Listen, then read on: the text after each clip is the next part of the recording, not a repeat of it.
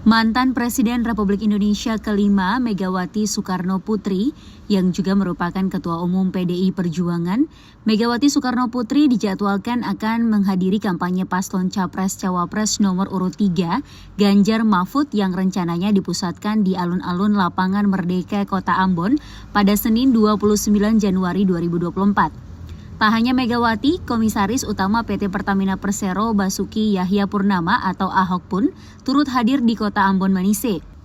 Ketua TPN Ganjar Mahfud di Maluku, Ben-Hur G. Watubun menjelaskan, Ketua Umum PDI Perjuangan Megawati Soekarno Putri dan Basuki Cahayapurnama akan mendampingi Capres nomor urut 3 Ganjar Pranowo untuk menemui massa PDIP di Kota Ambon. Kota Ambon menjadi salah satu dari lokasi kampanye Ganjar Mahfud karena merupakan lumbung suara PDI Perjuangan. Diperkirakan massa akan tumpah ruah memenuhi alun-alun Lapangan Merdeka Ambon untuk mendengarkan langsung kampanye Ganjar dan Megawati hingga Ahok untuk kemakmuran Maluku. Ongen Limba, Junaidi Asril melaporkan.